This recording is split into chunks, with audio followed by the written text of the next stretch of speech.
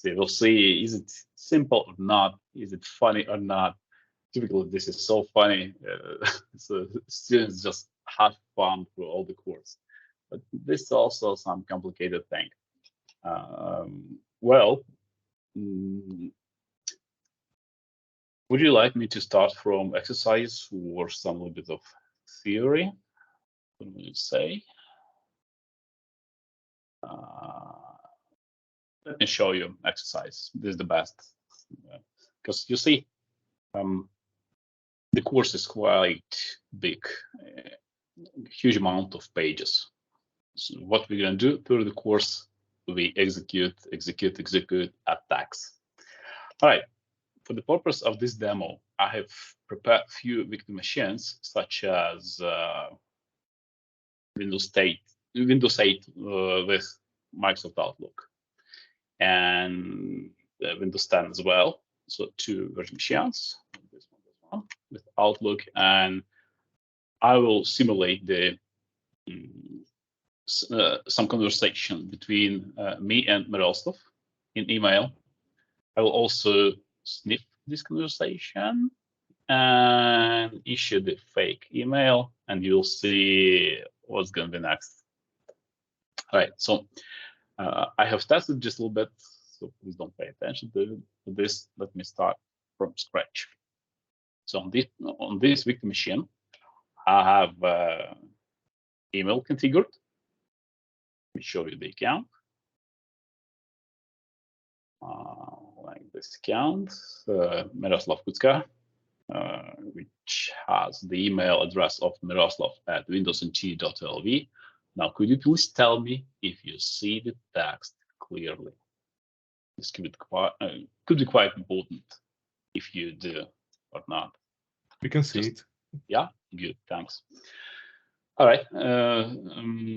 Well, just very simple. I'm writing the email to peer@windowsnt.lv. Let's discuss the topic of invoice. Or here, please send me an invoice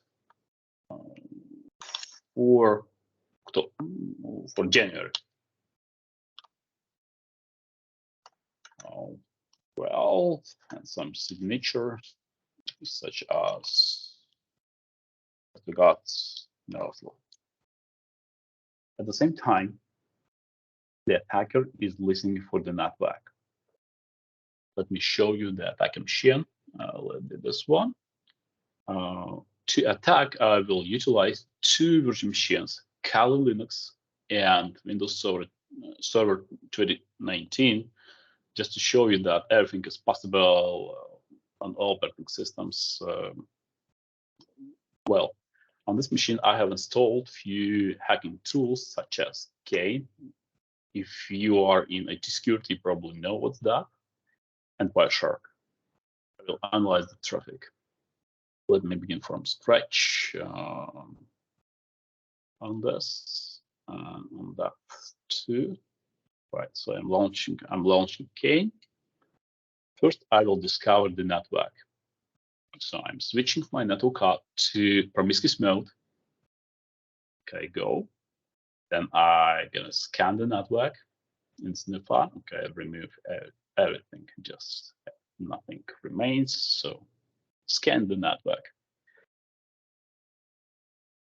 And I see a few computers which present in this network. I just simply know that a few of them are attacking machines, such as this is my Kali, and the IP address of my Windows server is not here because I cannot attack myself. But okay, and few victims. Next, possibly, I don't know which of them is the best victim. I need to scan ports to figure out. All right, I could do it from Kali as well. Well, unfortunately, it's memorized. It has memorized my previous tests, but I will do it from scratch and math, like in Note 4. And let me analyze ports on machine 10.10.10.203 just to make it a little quicker. In real life, you will analyze each and every machine you'll discover in the network. So go. So the machine is available.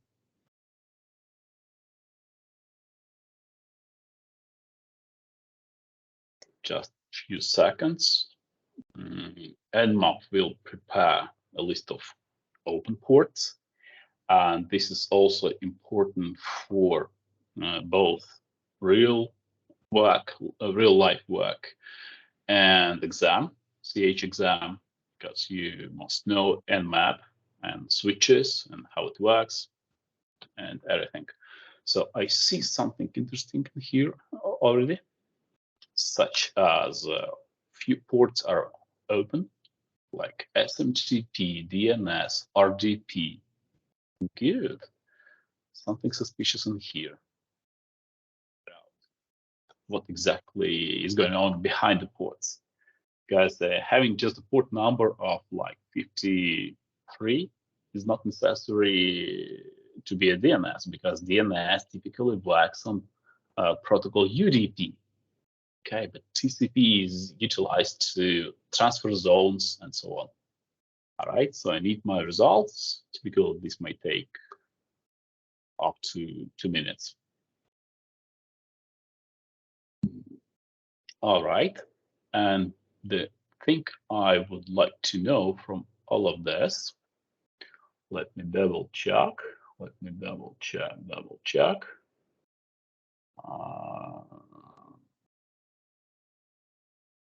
Where's my port? Yeah, this one.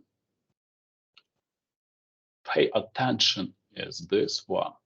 So Nmap has tested the port, has probed the port, and figured out that this port 25 TCP is really SMTP, and POP port is open as well. So this is the email server. Somebody must be using it. Somebody is reading and sending email in this network. Probably, as you might imagine, or you could see, victims are completely unaware that somebody is listening to the network, or somebody is scanning the network, and so on. All right, so I'm moving back to Windows Server 2019 and switching to APR attack. Remove everything, and I will sniff the traffic between email server and some other victims, such as this one, could be whatever. Okay, go. I'm attacking this network, and I'm listening for packets coming between two hosts, email server and some victim. Just to double check, I'm going to some victim, going to email. Let me check my email. I see packets are transferred between victim and email server. Good. So I could sniff the traffic. On top of this, I'm running Wireshark to dump the traffic and see what's going on. All right. So the victim Miroslav is sending some email. Go.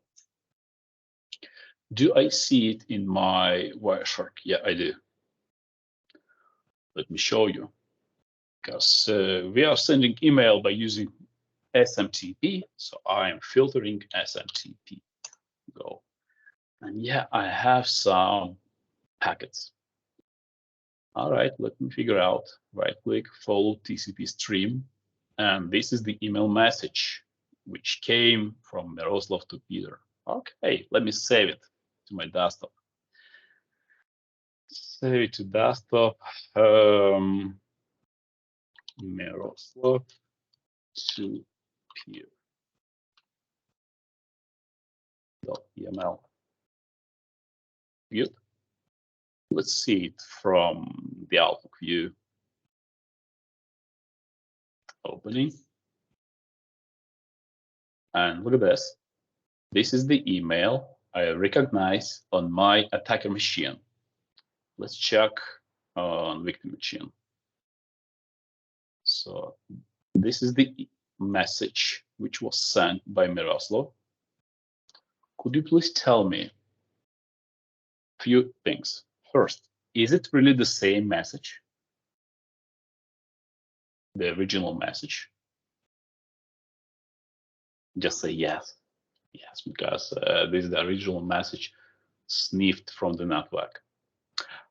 And I see the same way. The next question is the victim aware that I'm sniffing? No. All right, I see the first part of this conversation. Let Peter reply back. Still, I'm sniffing. I don't need this message anymore. Go. All right, let Peter read this email message from email server. Go. So I see this traffic as well.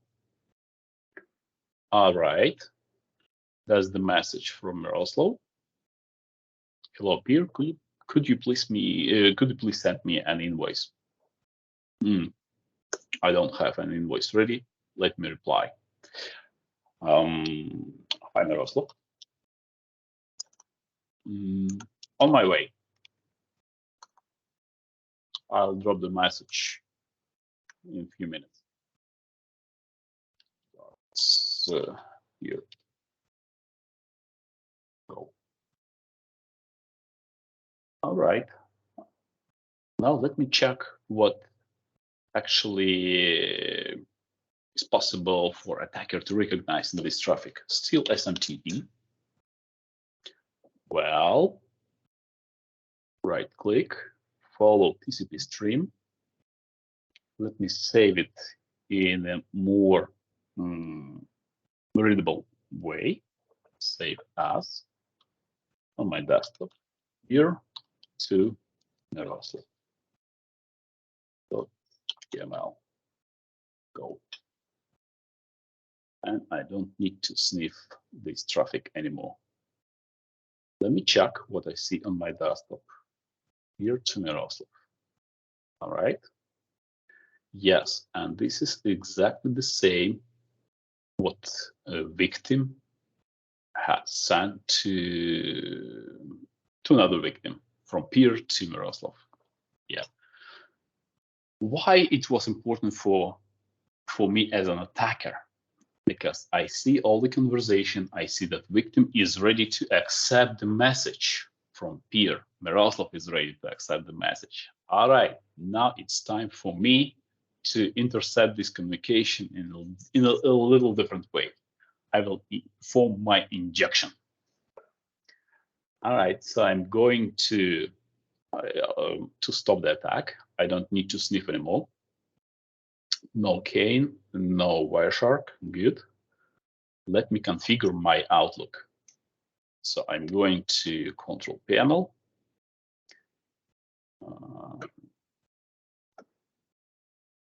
To mail accounts, email accounts. I will send this message from the spoofed Peter account. And what I'm typing here is totally from the sniffed email message. So I'm opening this email message once again to double check. I see my display name. I'll just simply copy paste it.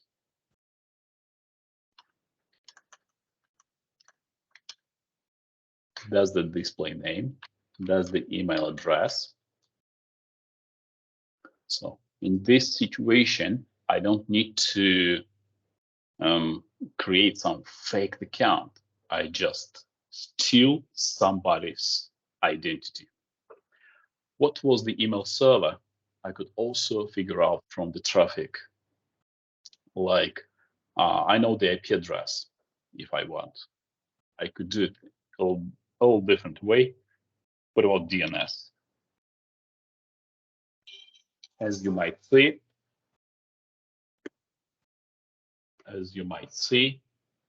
the name requested was mail.windowsnt.lv.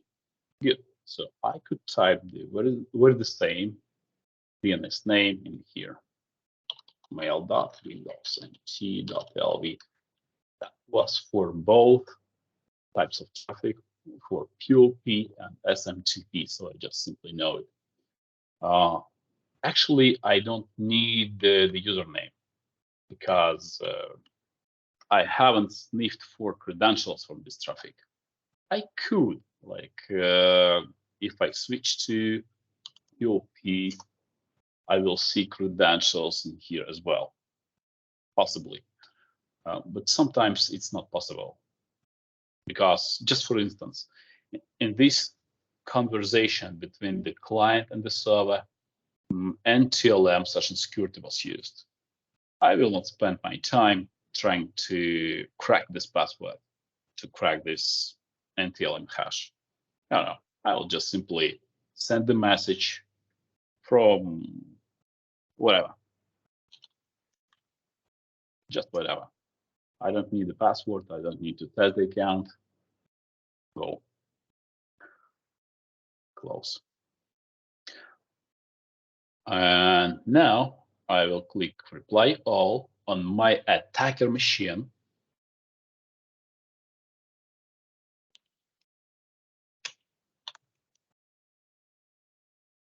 Here it goes. And I will copy the signature of original sender. So basically, from now on, my stolen identity could not be distinguished from the original sender. Well, but I will send it just a little bit later. I know that the Windows 10 machine of Miroslav is a little bit vulnerable to some specific vulnerability, which is called Follina. Have you ever heard of this? Anybody? No. No? Somebody knows about this? Yeah. Okay. Yeah. Have you tested it? No, I just read articles and yeah. All right. Let me show you how it works. So this vulnerability presents in Help and Support Center of Windows 10. Well, presents is like it was discovered a year ago, and it was already patched. So considering you have updated your system should not be vulnerable to Follina anymore. But in this case, this system is not patched. All right. So I will prepare the attack on my Kali machine.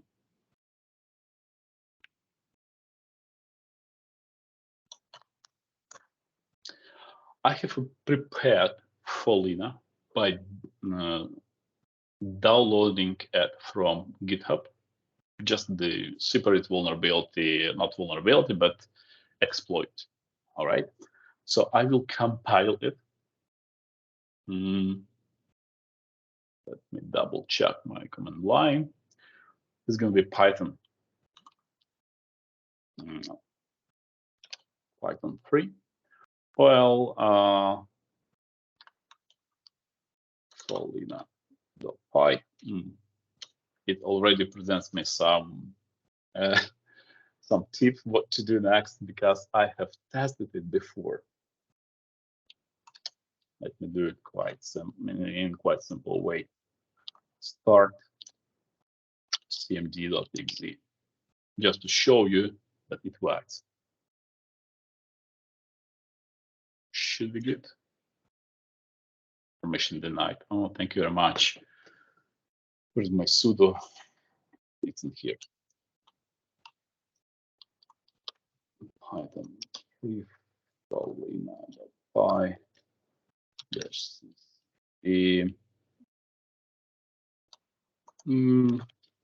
Let be like this. Why not? Let's give it a try. All right.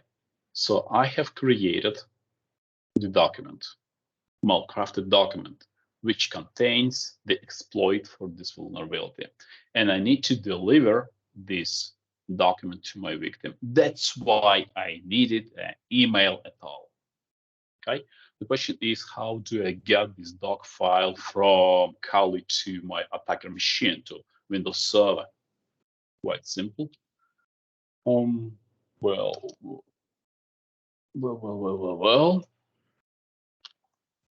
I will use the same Python to execute HTTP server.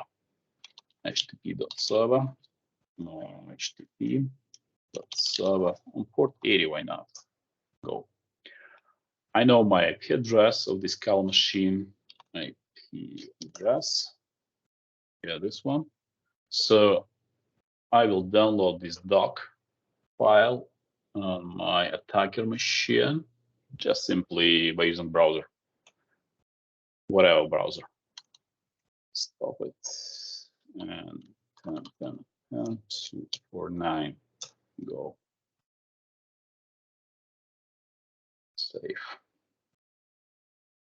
Downloads, go. All right. So I've got this small crafted document on my machine. Good. Let it be the invoice. Yeah, let's give it a try. So I'm sending this message to Miroslav.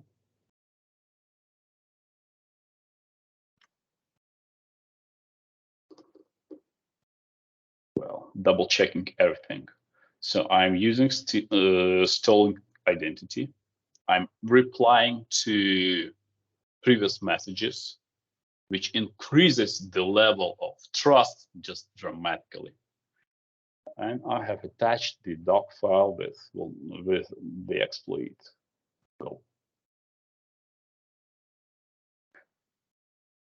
Let me check on my victim.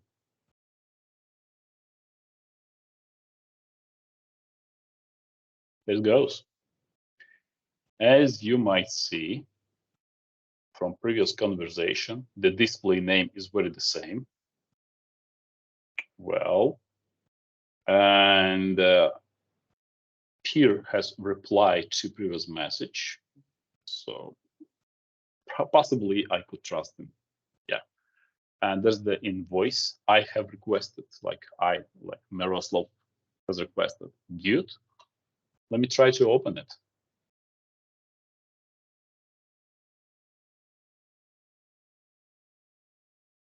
I'm not sure 100%.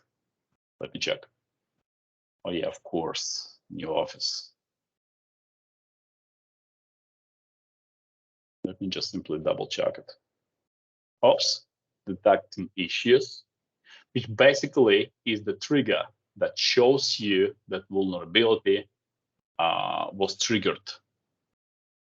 The question, if my attack is working, let me double check.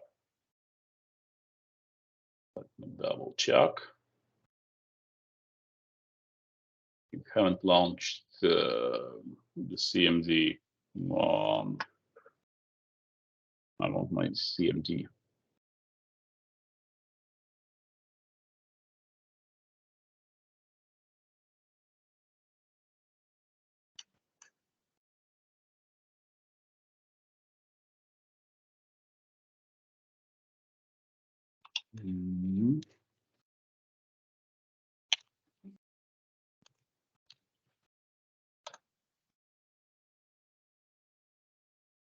Possibly CMD was simply open and closed. So that's why I want to reopen this document once again on the victim machine. Go. Invoice.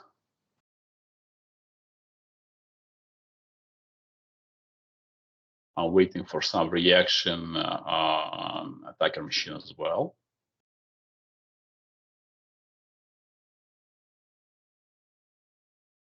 Yes, I see this reaction. Yeah, now you see it works. Let me explain it once again. So unsuspecting victim is opening the doc file received from email or whatever transport, like USB, downloaded from the web, etc. So the victim computer has triggered the vulnerability in compatibility troubleshooter, and Notepad got executed. Is it dangerous or not? What do you think?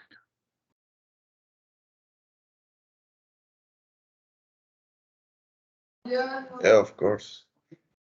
Let me show you if this is really dangerous. I will recompile my attack. Let me show you what I have prepared. In this folder, I have downloaded and put it into this folder, say surprise.exe. Now I want my victim not simply launch something on their PC. I want my victim to download this file from my web server and execute it. So I will need few commands for that. Oh, you probably know, like PowerShell, get, which is the alias for web downloading command, such as HTTP, my IP address of 10.10.10, whatever. So I will have the surprise.exe downloaded to the victim machine, and the next command I will execute this surprise.exe. That's my plan. So my plan is exactly like this. I will recompile for Lena. And again, I apologize, I have tested it before the presentation, so it has memorized my commands. Okay, so Python 3, yeah, for Lena.py, and the following command. The command is, yeah, I will start PowerShell exe.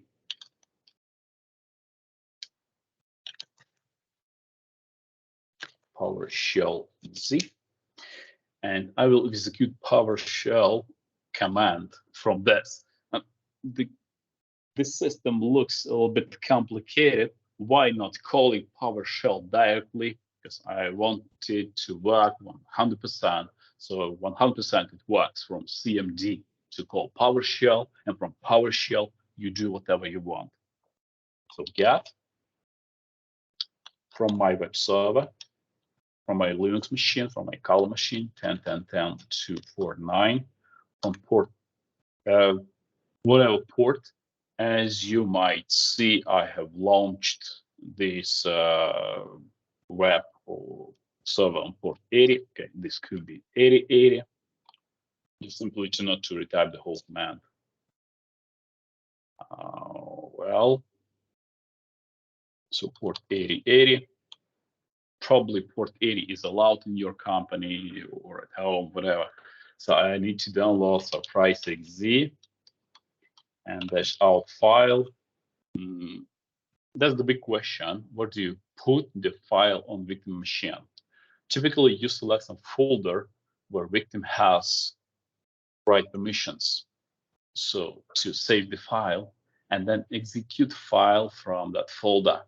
This could be the good option is C Windows temp, because users typically have rights to save data in the C Windows temp folder. That's not the only folder under C Windows where they could save files, but C Windows temp is good choice. Most viruses, I mean ransomware, for example, drops the data, drops their files under user profile, say application data temp, whatever. So I will write, I will save this file directly under the user profile. And let it be the same name, surprise.exe. piped. So I'm piping two commands, cmd cstart from the same user profile folder, spice.exe, yeah, should work because I have tested it. Go.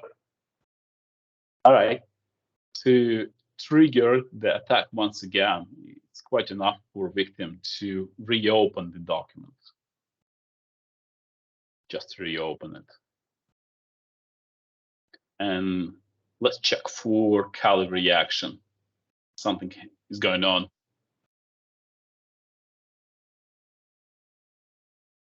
PowerShell got executed on victim machine.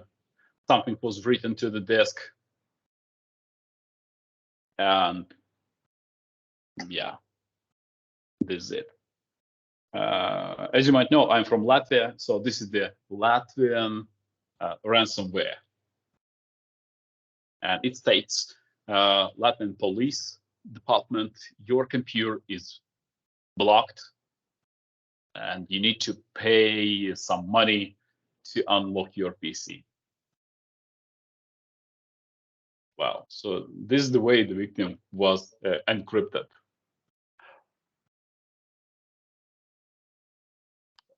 Enough for this vulnerability. So as you might see, I have utilized multiple attack methods to achieve the result. So I have sniffed the network by using ERP sniffing, ERP man in the middle. Then I have sniffed some traffic and I've dumped few email messages from the traffic. Then then on the next exercise, I steal the identity of one of my victims. And by using spoofed identity, I send the exploit to the victim, and the victim got eventually infected with my virus. And what we do on the course of CEH version 12, this is what we actually do. Students will compile this attack themselves. This is a totally hands-on experience. We go through all the modules of CEH. Let me show you the example. Like there are 20 modules in this course. So we go through scanning the networks, which was the very first exercise you saw today. Then I have performed some sniffing, like in module 8. Then I have performed some social engineering attack by stealing the identity of one of the victims. And then it was which part of this? Yeah, that was the system hacking, utilizing vulnerabilities. Yeah, it's not like as simple like what you see, because you need to go through 3,500 of pages of modules, and then you have even more. Like in labs, you have 2,000 pages more. It's in total up to 6,000 pages. Of course, it's not possible to do everything in a week. That's why I pay more attention for the practice, which means beginning Monday till Thursday, we practice everything. I have the script, and we go after the script by testing hundreds of attacks. I mean, every student does it themselves, so it's not like reading the slides. And then on Friday, we typically have some kind of an exam, not as simple as in here, like where you see all the virtual machines, all the victims. You will only have Kali and say attacker machine like 2019, and your final task will be to find some valuable information in the network to hack through multiple virtual machines until you got the result. It's not as complicated probably as some other exams, like you could name some: offensive security, certified professional, but this is still quite hard to achieve the result in here. Well, could be any questions so far. Let me read if you have questions. Oh, or better, just simply ask by voice.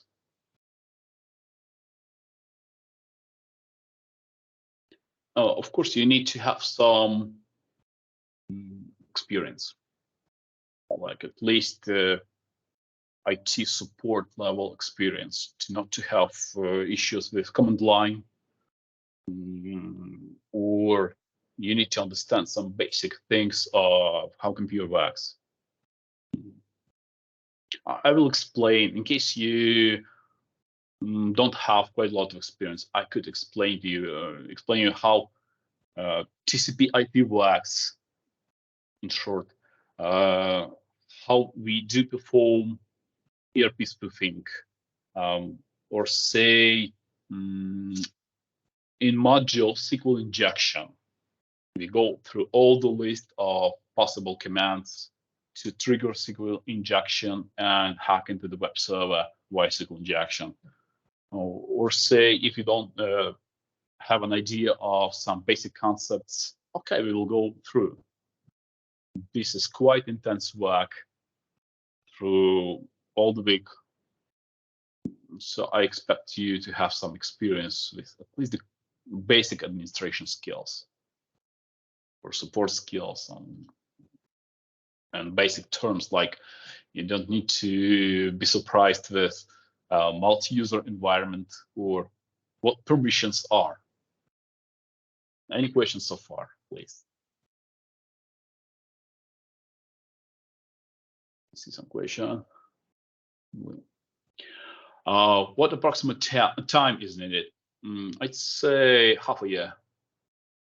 Yeah, because quite a lot of material, and you need to perform all the labs. Let me show you a new lab environment. And cyber. Oh, timeout. Okay, let me log in once again.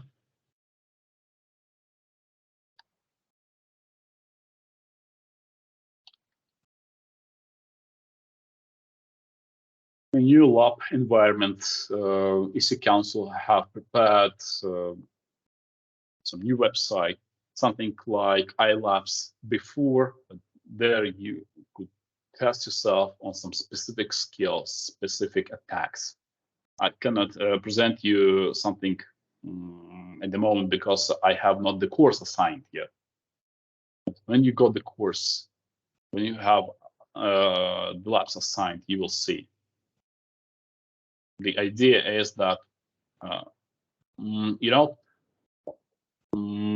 for a typical CEH course, you don't need to have the powerful PC. You need just to log into this website to perform all labs, all 2,000 pages in here in this virtual environment, and you could create new labs yourselves. During my course, you will go through my virtual machines. I will prepare some network with variety of operating systems. We'll put a lot of different Windows machines in here, MikroTik router, few Linux machines. We'll go through all of this. This is quite intense, really. So Miroslav said that 3 months of intense preparation. I'd say if you're kind of ready for this, yeah, because my first exam, my first CH, I have passed in a month, but I was quite ready for everything, because this is what I actually did in my life before. Yeah, but for some novice guys, this could be at least half a year. The question: what are technical requirements to go through? Let me draw it on top. So this is my 10 years old laptop. You need to have at least 8 cores on CPU, 16 gigabytes of RAM, at least 500 gigabytes of SSD space. I prefer 1 terabyte, but those are minimum requirements, and at least 2 displays. Everything is performed in a virtual environment. We cannot hack like real sites or real networks, or you'll get arrested. Yeah, but this could be the good configuration to have the minimum requirements for your own virtual environment, like this. So yeah, you ask like 6,000 pages, quite a lot. Yeah, possibly we will not have time to read everything, all 20 modules. Like just for example, we will not perform social engineering. Like we will not go to secretary to spoof somebody's identity and steal some data from real company. No, but to create fake Facebook page, yeah, that's possible. Or say we will not spend quite a lot of time to overcome some firewall. I will give you some example, few tasks like I want to prepare some simple firewall or MicroPic, and you will see how you could send packets through this firewall. Yeah, but say we will not do this because I have tried hacking wireless networks in classrooms, and everything was ended quite badly. Like all the wireless network was simply down. People were not happy with this. Yeah. Or say we will not hack mobile platforms. You will test it at home if you want, and we don't have Internet of Things devices in place, especially when you work with virtual environments. This is not simple. Like this, or say cryptography. We will go through like in few hours. In 2 hours, I will explain you the idea of digital certificates, or say I have some example how you could dump the certificate together with private key if it's not exportable. But there is this separate course about this, so that's not as simple. But we will go through most of the modules, not reading every single slide, just performing exercises. Main difference between CEH version 9 and 12. Eventually, they began writing the good book. If you, let's not go to the 2 labs, let's expand some module. All right. Let me check if you will see the difference. Like this example, I want to find some good example. Like previously, they have supplied you with slides only. Beginning version 9 and continued in version 10, they began writing some good book about this. Version 12 contains information about the latest attack tools, such as Mimikatz, for example. Search it.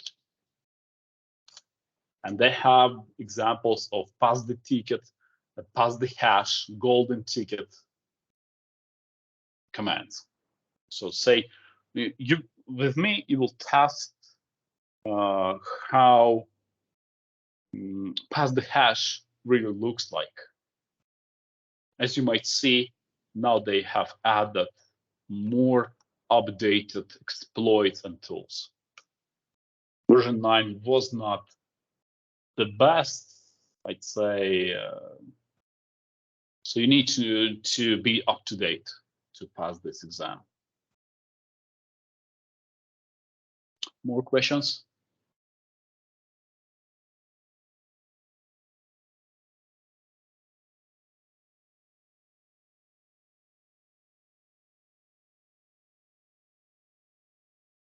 Few terms got changed, by the way.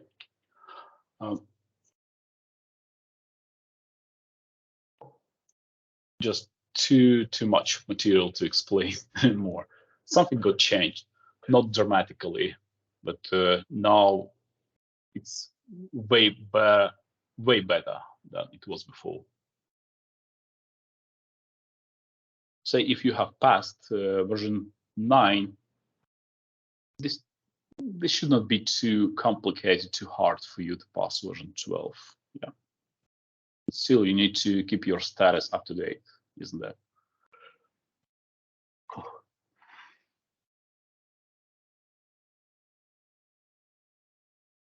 More questions, please.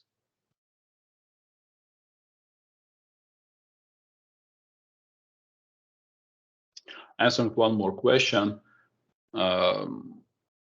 You need to work hard yourself. Nobody is gonna feed you with a spoon. This is your own work to test all of this, to read all of this, to do this in a time manner. Question, if this is going to touch Asia AD, I'd say no. They have some mention of this, but I haven't seen a good example of Asia hack.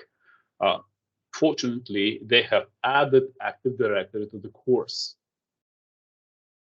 At least something. So I will show you a few AD tricks. That's for sure. But they say they do not stress on this too much. Question, is it possible to order any book before the course? I guess no. Probably no. Well, there's Amazon. You could check it. I'm not sure. You see, the key difference is like on my course, you will spend all the time with exercises. So we are not about the book.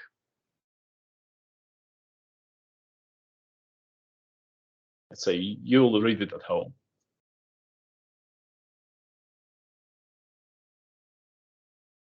More questions? No? Good. Miroslav or somebody else? Thank you, Peter. I would like to ask you, can you please tell participants what are some prerequisites? Okay. Recommendation to know, the prerequisites. Thank you. It's IT support level, such as you need to know how to install software, how to troubleshoot basic things. CMD or PowerShell could be a good idea. Some basic knowledge of networking, networks. For example, when we configure IPsec, you need to understand what traffic is, such as what are the ports, what are the transport protocols, and we will take Wireshark. Let me show you Wireshark, and you should be able, on some level, don't pay too much attention to this. On some level, you need to be able to explain the structure of the packet, the structure of the frame. Okay, I will explain it anyway. But this is good if you know about this. So the structure of the frame, structure of the packet, and of course the understanding of 7th layer protocols. Of course. So this is going to be much simpler, much easier for you to complete the course if you know this. The course is also called like ethical hacking and countermeasures. we will not just simply hack. We will also implement some countermeasures, and configuring IPsec is some kind of countermeasure. Configuring application whitelisting is some kind of countermeasure, just to mention. So prerequisites is basic knowledge about the network, computers, and ability to type commands in command line. Thank you. And I would like to add that the main operational environment it is delivered this training is Kali, and then Microsoft. Oh yeah. Windows. Basically, they ask you if you could go with Parrot. Good choice. I'm doing everything with Kali as well. So and a lot of Microsoft Windows. Yeah, that's true. And we mostly work with VirtualBox. If you want to do it via Hyper-V, it's possible. If you want to do it in VMware, it's possible. I will just supply you with VirtualBox images. So this is up to you in general. You could convert VHDs to Hyper-V if you want VirtualBox. I prefer VirtualBox for two reasons. First, you could set random resolution of the screen like this, simply random. And the second, you could bring physical devices to the virtual machine. But this is just for a single test of hacking and sniffing data from webcam. Just a single exercise. And why I need 16 gigabytes of RAM? You see, I've launched just a few virtual machines, 1, 2, 3, 4, 5, 6, and it takes 12, 13, more than 12 already. Yeah. More questions? Thank you very much.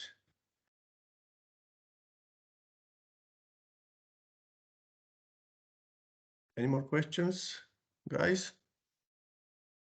It is almost 12, so I think that if there are no questions, thank you, Peter. Thank you all of you for attending this webinar session. I hope that you enjoyed the session and the information presented was useful and will be useful for you. For your information, we plan to organize such webinars regularly, at least one webinar per quarter. And we will keep you informed and hope that if you have time and interested, you will join our next webinar session as well, led by Peter. And we have some detailed information regarding upcoming ethical hacking, accredited EC Council accredited certified ethical hacker training, led by Peter. I will personally contact you via email and send you all details. And if you're interested, we'll be happy to receive your enrollment request and to welcome you on our virtual classroom for this very nice and new version 12 certified ethical hacker training. So guys, thank you very much once more, and I wish you great rest of the day, and looking forward to welcome you to our next webinars. Thank you and bye. Cheers.